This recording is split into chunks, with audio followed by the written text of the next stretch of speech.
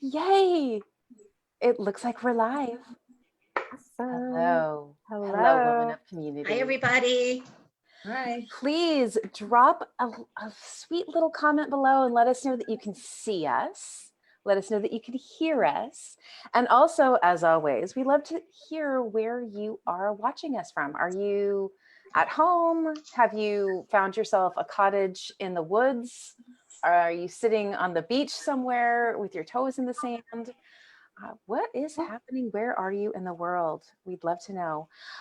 Our flow is solid around here for the weekly updates. And now that we have two going a week, you are staying even more informed every single week. Isn't that exciting?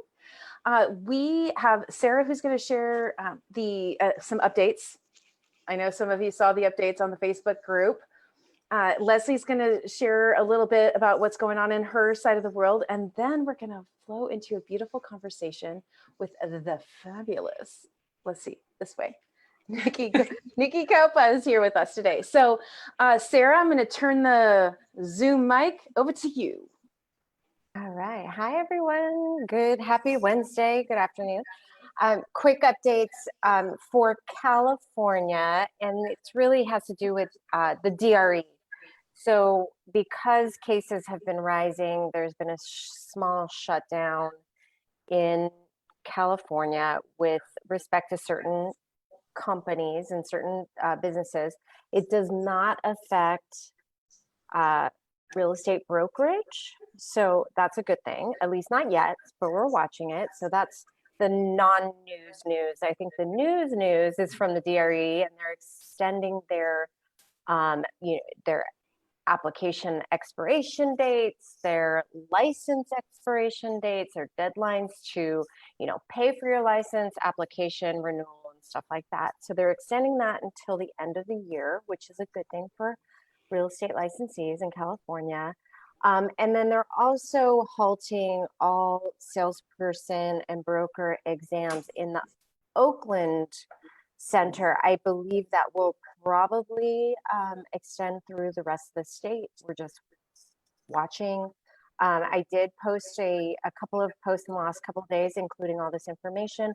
And then the last update we have is if anybody was still kind of thinking about applying for an economic injury disaster loan, this is the loans that were not forgivable and needed to be repaid from the Small Business Administration. Those have now halted, they're discontinued, and we've updated our FAQs on our site, which we'll put the link in the comments below. If you have any questions, please let me know. And if you're a California broker or executive on a brokerage team, please let me know.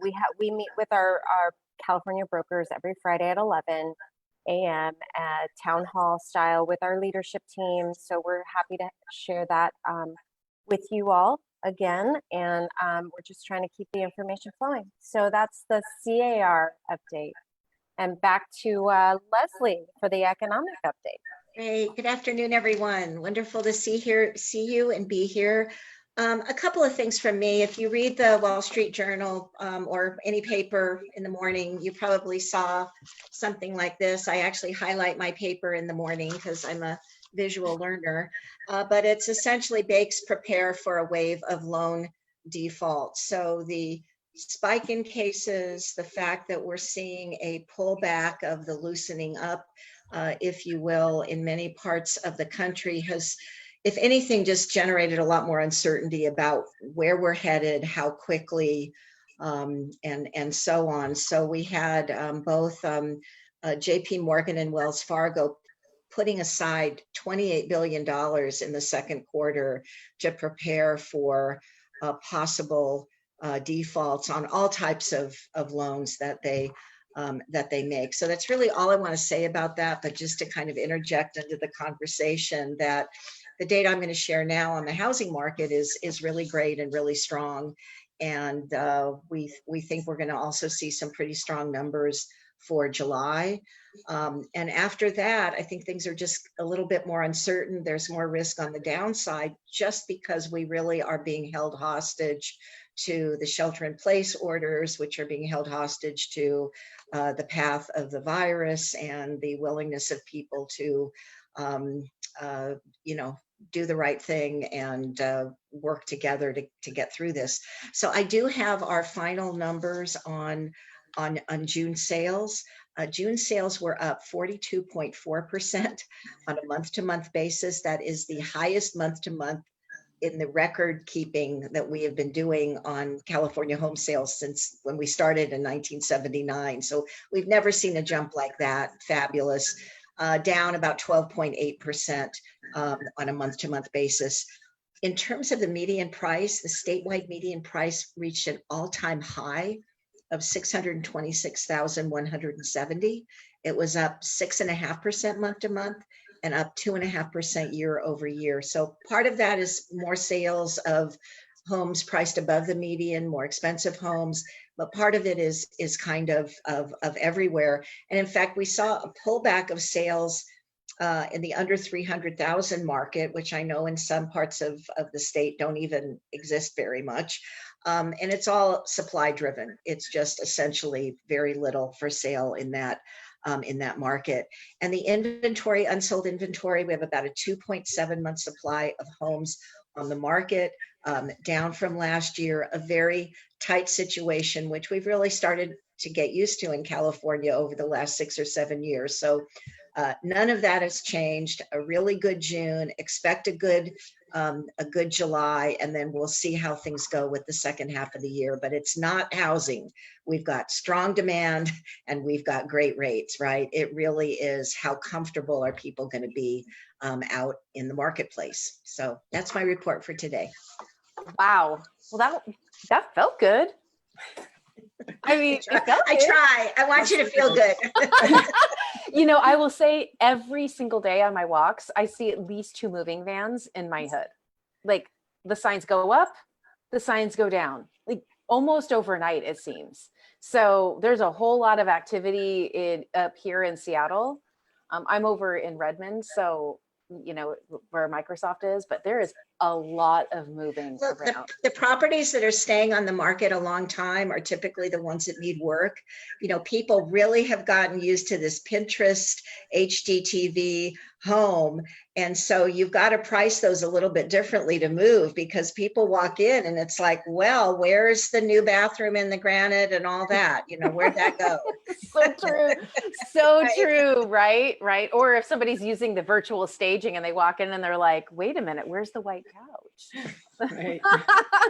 Okay. So let me read to you a little bit about our guest, Nikki Coppa. She oversees all operations and production as the Chief Compliance Officer at Century 21 Award. She's going to tell us a little bit more about what that looks like. But I do know that problem solving, teaching, listening, and providing inspiration in a very tough industry are her main responsibilities. She works with agents to enhance their skill sets, hallelujah, and increases their efficiency and profitability through those times together. I love her philosophy. Happy agents are successful agents. Welcome, Nikki. How are you? Thank you so much, Deborah. I'm doing well. Thank you for having me today. We're thrilled that you're here. Yes, Nikki. We had Janet on Friday, and I met Janet through our strategic planning and finance committee. And I'm happy to say that I met Nikki through her volunteership at the association and our work together on strat planning. So Nikki, you are leading a huge real estate company in conjunction with the owners there, but you're the chief compliance person. You're in charge of all the risk management. You're taking on a whole bunch. So thank you for that. And she's also a part of our Friday 11 a.m. calls and learning as much as she can to make sure that her agents are well versed. So Nikki, what's the challenge right now? What are you seeing as challenges for leaders, and what have you been doing to overcome some of those challenges? I think one of the biggest challenges right now is just keeping people engaged, and because everything keeps changing, and every time you see light at the end of the tunnel, then we seem to move backwards a little bit, and that's tough, especially in our space. We always try to plan our lives, and when you have a plan and then your plan can't happen, it's really tough to keep redoing things. So I think that keeping everybody engaged as they go through this, and keeping the right mindset.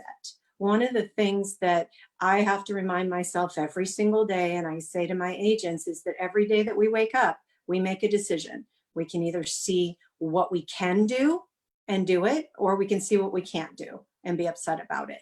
And yeah, there's a lot of stuff that we can't do right now. But there's a lot we can do.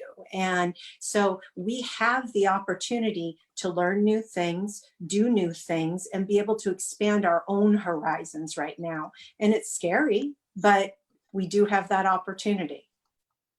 Well, speaking of opportunities, let's talk a little bit about that. And I think we alluded to maybe before we started streaming about the engagement through Zoom, which I think you've experienced as maybe a bit of an opportunity in all this. Can you talk about that a little bit?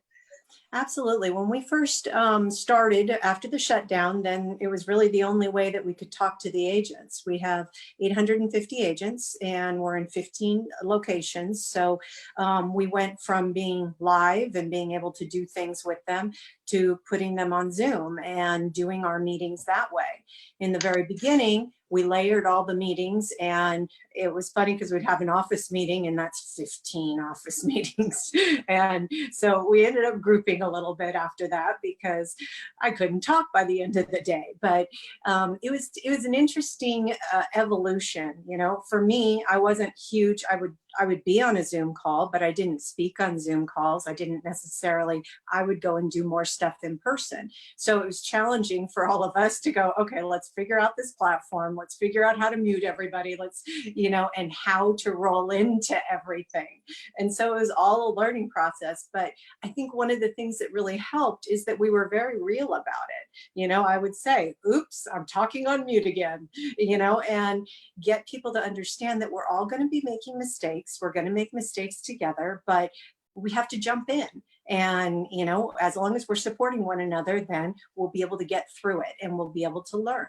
And so getting everybody onto Zoom, it took a little while, but now we've got great participation in all of our different meetings. We're we'll do sales focus, we'll do compliance focus, then we do happy hours so that people can just get together and talk.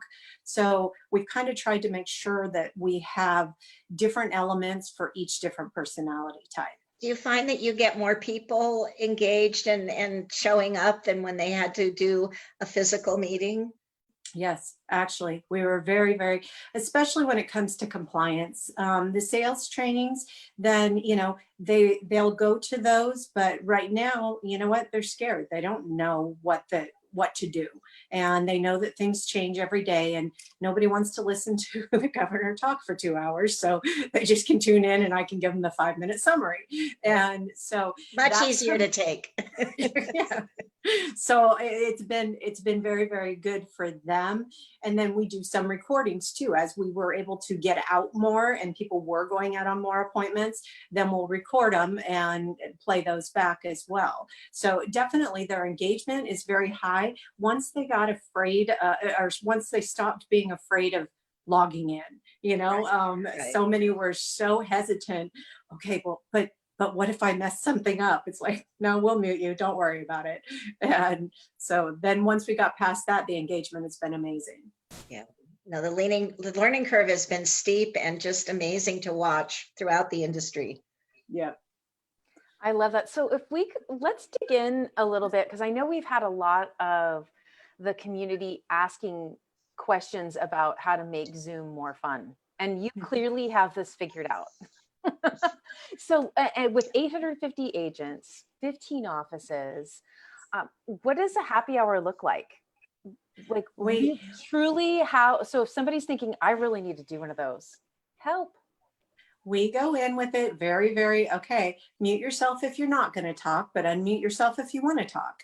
And in the beginning, we had a lot of people that would kind of try to talk over each other, but then they got the idea of watching the other people, seeing when somebody's leaning in, seeing when somebody's ready to talk.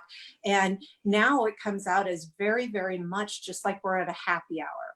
Although it's always funny when we start them off, everyone's quiet. And then, so we would start some of them where we would say, all right, somebody start with a win. What happened today? Tell me something good. And, and then jokes, and then all of that stuff, just like when you go into an actual happy hour and everybody's standing around going, okay, wait, I don't know everybody. And then after a drink and a few minutes, then everybody's mixing and having fun. It's very much the same thing. But we have had some serious ones. When the governor announced on Monday, then we had a lot of people that were very, very upset. And just because, not necessarily because of what he said and the order is or anything like that, it's just the uncertainty. And so they were very distraught. And so getting together and being able to talk about it to somebody, a lot of my agents live alone. And so they have nobody to even talk to about this. Yeah, it's interesting that you say that, Nikki, because I think that we're kind of seeing this in all different types of organization now from the Zoom perspective, right? Whether it's a real estate brokerage or an association or a church or a women's group, that they're having to actually lean in and love on their singles a bit more than they have before, because their issues are different than those of us who maybe have a partner and kids that are living in our space 24 hours a day, 7 days a week. Right. So, I love that you're focused on that. I think that's a great reminder for all of the leaders out there is, remember, not everyone is living with someone else. And so they might need to go on a special list. Well, and I think that was one thing that I was very, very lucky, because actually my boyfriend told me in the beginning, he talked about the emotional aspect. I am a planner and I am an analytical to the core. So I don't necessarily nurture the soul. I nurture the brain. That's my go-to. And when he started talking about it from that perspective, I'm like, okay. So I started doing some research, of course, and realized that this is going to have a really tough effect on a lot of different people. Some of my people that are married, the spouses have a different view. One wants to be with a shield and a mask and never go outside. And the other one's like, no, I don't want to wear a mask. So we're seeing so many different sets of beliefs out there that it came down to, okay, how do we get everybody together to be able to talk about what they're feeling? No judgment. Nobody gets to say you're wrong, you're right, but this is your view. This is how you feel, just so you can get it out and stop letting it bounce around in your head. Well, and what a beautiful way to stretch yourself as a compliance officer. Right. And I think that we're seeing that a lot inside the community of the leaders who are rising are those who are expanding their emotional intelligence into areas that are not naturally home for them. So well done. I love that. I love that. Well, thank you very suggestions. Much. Yeah. Thank you. So what about communication? I think, I really related to what you just said about people coming from different places on what's going on. And we certainly see that. We're sending out a lot of weekly surveys now, and we get back a lot of comments in our open-ended that are all over the map. And for a few weeks, we specifically asked, are you more concerned that the government will open the economy up too quickly, too slowly, or you don't know? And it was every week, it was like a third, just no consensus. So how do you communicate and lead by example to get people to really listen to each other and appreciate the space they're coming from when you've got such conflicting views? Because I think we could all use help with that, Nikki. Well, and I think the thing that actually I've fallen back on is, everybody's got a different opinion, but my job is to tell you how to operate as a realtor. Okay. So these are the guidelines. I know maybe you don't like masks. but if you're going to conduct business, you need to wear a mask. And so taking them through, here are the parameters for what you need to know to operate. What you choose to do in your personal life, that is something different. That's not some, I mean, and that's yours. That's the way you feel, and you're welcome to that. But when you're operating, you need to operate this way, and you need to be respectful of others. I mean, you're licensed by the state. You are out there setting an example. And the agents will come to me and say, you know, nobody else is following the rules. And it's been great because now they're proud of setting an example out there and doing the right things, because at the end of the day, nobody has the answer as to how bad this is gonna be, what the ongoing effects may be, or any of those things. So all we can do is operate within the parameters that have been set for us. And that's really what we usually talk about, is you're welcome to your own view on outside time, but when we're together, let's talk about how we can take what we can do and expand on that to be able to perform whatever tasks we feel we can't do anymore. Right. And by focusing on what everyone in that room has in common, which is they're in the profession of real estate, they have clients that they need to serve. Here's the best way to do it. It kind of brings everybody together. And I really admire your commitment to transparency and admitting the uncertainty. And I think that really builds trust. You know, it's not like you're blowing smoke and pretending nothing's happening. You're like out there with the real deal. And I think people need that today. Right. And I think that was one thing that was tough for me too. You guys both know me. I'm very analytical. I'm very personal. And it was, yeah, I'm scared too. And saying that in front of 850 people, and I don't have the answers. Here's the answers we have right now. So let's take what we have and we can move forward. I don't know what's going to happen next week. I don't know what's going to happen next month, but let's focus on what we can do today. Find 5 things you can do today. And that's what we have. So take what we have and run with it. How did that, what was the response to that? Because I think you open the door for other people to be vulnerable in a public setting, right? Like that's really important. Well, and actually it's been very interesting because, you know, we did have 15 independent offices. Now we have the agents bonding with one another, and on these Zoom calls, then they'll be talking, they'll see the comments, they talk in the chat box, and they're making connections as well and helping each other through things. And so watching that, I think that it's helping them from an emotional and mental standpoint, but also from a professional standpoint. Independent contractors sometimes will focus on that independent just a little too much. And we all need people, especially during these times. And I think that it's really helped them to understand that you don't have to have all the answers. You don't have to do everything perfect. You need to get up every morning and you need to try. And we all move forward and we'll help each other. And it's really helped them be a little bit more vulnerable, then a little bit more supportive, because they can be. Yeah, and you're really doing something right, because what I saw in the chat right now is epic and a testament to your leadership. Pat Vealing shared that your per license production of active agents is up significantly quarter to quarter. So you're doing something right. And I want to understand, like, what do you attribute that success to? And it could be everything we just talked about, but do you have a finger on that? Like, what do you think it is? Well, most of the agents, what they've said is that, thank you for letting us, we know that we can tune in and find out how to operate, because fear is the biggest thing. You just don't know what you don't know. And so they can tune in, they can say, I can say, all right, this week, this is what you need to do if you have a listing. This is what you need to do if you have a buyer. And active agents is up.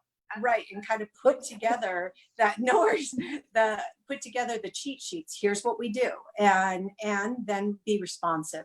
It's been, you know, it's a challenge to be responsive to that many people, but make sure that, you know, you're responding to them, because it's the fear that holds people back more than anything. And as soon as they have the comfort level that they know what they're supposed to do, they're okay moving forward. And that's one of the things that we try to do every Monday. We do the review of, here's what we do this week, you know, and here's what you need to have, just so that they feel comfortable going out. Nikki, Yeah, I and have a really important question to ask you. Excuse me, Sarah. I it's just okay. wanted to sneak in, and it really came up a number of times in our discussion with Janet last week, and it has to do with office supplies. So I know that you are very organized and you are a planner. And I showed a picture of my new navy and gold stapler, and just how that can kind of give you a lift. And there is some seriousness to this. How do you stay organized? What do you use? Are you a paper person? Have you got a planner? Is it online? How do you do what you do to keep going? Everything's electronic now. I moved to that a couple of years ago just because I'm in different locations all the time, and my bag got so heavy when I carried paper. I'm like, all right, you know what? Everything's electronic. So I scan everything, save everything to PDF. But yeah, definitely very. I've got all my files. They're all named. What software do you use for your calendar and scheduling? Outlook, honestly, just because Yeah. I've used it forever, and it translates to my iPad and my iPhone and then my computer. So for Same me, here. it's just the easiest thing. Yeah, nice. I'm Google Docs all the way. I cannot live without Google Docs, and it's really helped me in this remote. Because in my office, I had a file cabinet, and here I just have a laptop, and everything is either on my laptop, and if I'm not tied to my laptop, it's on my phone. So I absolutely could not live without Google Docs. What are, just tying this up, I wanted to ask Pat Beeling's question because he started this with your production data, but what resources do you find that your agents are utilizing the most? Right now, honestly, looking at Zoom, and part of this was where we went forward. We went, okay, I stepped back and said, this is what you can't do. So my whole job, in my opinion, was to figure out what the alternatives were to that. So we would have a Zoom meeting on, you can't do an open house, here's what you can do. So it was virtual opens, Facebook Lives, those kinds of things. So we would break them down and we'd record those sessions, because what we found is that they'd listen to them, but if they didn't have an open house that they needed to do, they'd forget by the time it came to that. So we recorded those so that they could go back in and go, okay, now let me try that. And then we actually had a couple agents that, had done it, and we asked them to go live. We had 4 different agents go out to their properties, and we pulled one of these and we had them walk through the property and show us how they did it, because it was important for the other agents to see somebody else doing it. Just hearing us say you can do it, it's not the same. And so they got to see, the mistakes and how the people handled it. And it just made them a little bit more comfortable moving forward. So we kind of just went through everything they couldn't do and tried to figure out what the different alternatives were for that, and then showed them how to do that. So a lot of social media. We've been doing a lot of marketing through social media because they can't necessarily reach out the same ways, and goes to social events, but also pushing the things that we've always done. Pick up the phone, do a Zoom call if you want to, but if nothing else, pick up the phone. People will talk to you right now, and they'll answer their phones. So just really pushing, and just a couple every day. We'll say, make 5 calls today, just make 5. Because once you start doing it, then it feels good. People want to talk right now. And so that's really what we've been doing. I love that. Speaking of Janet, who was here with us last week, she asked a question, and I think it's the perfect way for us to, start putting a pin in our conversation today. Because one thing that I noticed in our prep and in our green room conversation is you are all about looking at what we can do, being positive, flipping the negative into an opportunity. So what are you loving about this time? What just gets you fired up? Just actually spending more time with my people. It's been very, very interesting, because with 850 agents, if I go out to an office, then I do an office meeting, I have to get back in the car, I have to commute back. I don't have that much time to spend with them. And in doing this, you know, we do have some grouped meetings, but I get to see them and I get to talk to them, and we'll talk and chat. And, you know, when they have questions, I have what we call office hours. And so I'm in a Zoom room for 2 hours, and anyone can jump in and ask me whatever questions they have, because I can't be on site at the offices, but here I am. And for me, that's been great, because I can see what my agents look like. Are they stressed? Are they concerned? Are they happy? Because it helps me get a pulse on what I need to make sure that I'm speaking to at the time. If it's just compliance, or if it's truly the emotional well-being. And, you know, when different things come out, sometimes that's more important than anything else. Wow, that's so good. I really love your heart for your people, Nikki. It's so incredibly apparent. They are very, very blessed to have you as a leader. Wow. Well, And thank you very I much. also, this is like the third time I've heard office hours. And, you know, one of our VPs said, you should all try it. Let's just set up office hours. But I do agree with you. Like, even though we're not together physically, I've never spoken to more brokers than I have in the last, you know, 3 months. So Right. there it is. Really, really great opportunity. I love this conversation. Do you have any words of wisdom for the Woman Up community and all those listening or listening to the replay? I think one of the things that I struggled with the most, and that I try to remember right now, is that just because I don't have all the answers doesn't mean I still need to speak up. Okay. Because for me, I want to know all the answers before I talk to my people, before I do anything.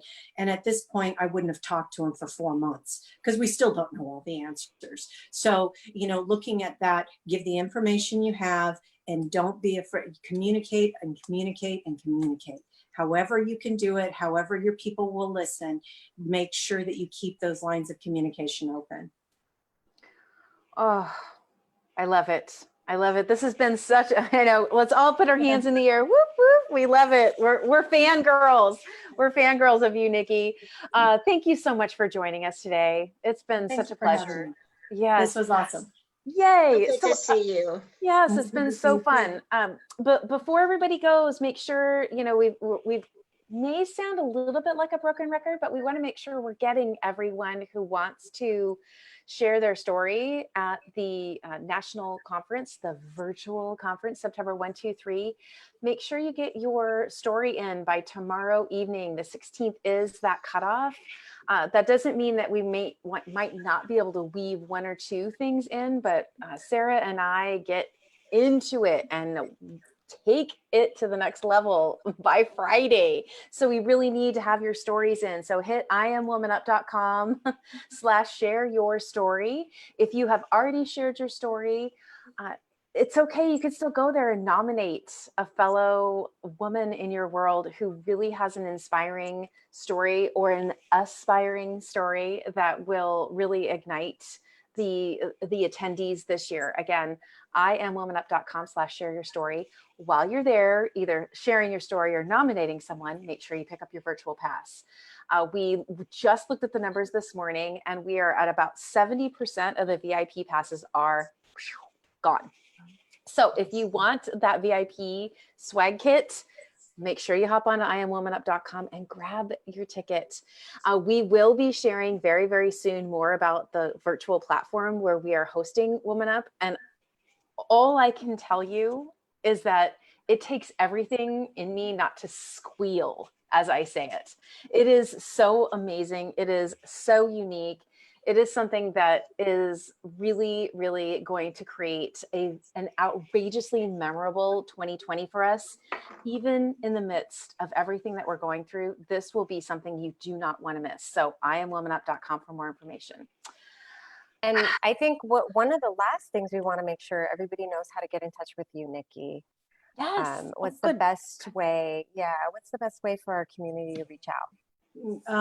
Text is usually best right now, 619-274-1426, or email me at Nikki, Nikki, at callnikki, CALLNIKKI.com. Ooh, that's a cool Wonderful. email address. Yes. Awesome. All right. Thanks, everyone. Thank you for joining us. Thank you for watching the replay. Thank you for sharing all of your wisdom in the comments and asking the questions. We really appreciate the engagement this week, and we will see you on Friday. Be on the lookout for who our guest is in the announcement tomorrow. Take care, everyone. Thank Bye, you, guys. Nikki. Everybody. Thank Bye. you. Thank you, Nikki.